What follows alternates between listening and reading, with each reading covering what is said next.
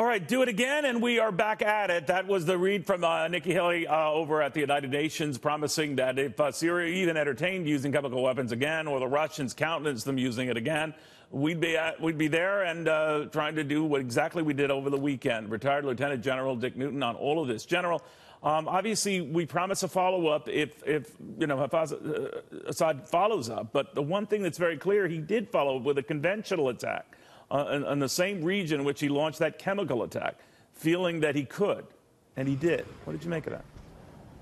Well, Neil, good afternoon. It's good to be with you again. I think we had a perfectly executed attack last Friday night, and I think, again, we can be very proud of our men and women in uniform who, again, chosen to go into harm's way and to protect this nation in interest of our national security objectives. I believe that there are other options in the Pentagon game plan, like Nikki Haley said at the UN National Security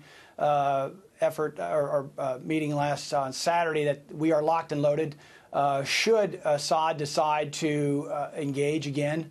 But this was a very successful strike. I think it sends a message not only to Assad, but also to Iran, to Russia, and also to North Korea and other adversaries around the world, that this president and this national security team is committed to protecting our U.S. national security interests. All right. We draw the line at chemical weapons, right? I mean, if you die by more conventional means, as hundreds of thousands over the course of this war have, that isn't going to promote our ire as much as using chemical weapons, right? That's correct. I mean, again, using weapons of mass destruction, such that Assad did against the citizens of Douma. Again, let's also, remind ourselves that the primary mission we have in Syria right now is to defeat ISIS.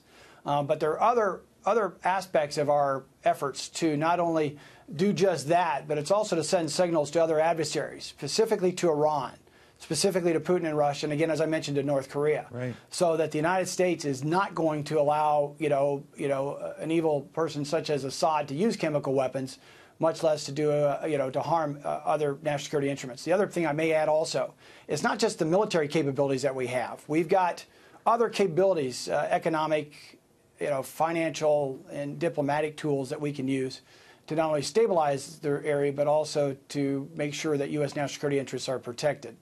General, is it your sense, I mean, we've gotten some mixed messages on how the administration plans to respond with possible sanctions against Russia itself, or we might be holding off, believing that they might make a better effort to rid Syria of these weapons. Hard to tell, but your thoughts? Hard to tell, but again, Putin made a comment, I believe, or someone, representing him made a comment about the global chaos that ensues from this attack. He's been part of that chaos in Syria and elsewhere. And again, I think the only thing Putin understands is power. And so that's what the president and the national security team demonstrated. And that goes with, again, Iran, as well as Kim Jong-un of North Korea and so forth. That, again, not only with the United States, we will respond, but we will respond with lethal and precise, measures. Again, to go back to the top of our discussion, there are other options in our playbook, right? And that the U.S. is prepared, and we've shown the will, and we've also shown the capability against, Assad using these atrocious weapons of mass destruction, these chemical weapons. But that is a signal that we need to send also to other adversaries who would, tempt fate and try to take on the United States or do harm, particularly with weapons of mass destruction, Neil. General, thank you very, very much. You've been invaluable steering us through this whole crisis in Syria that seems to have calmed down for the time being.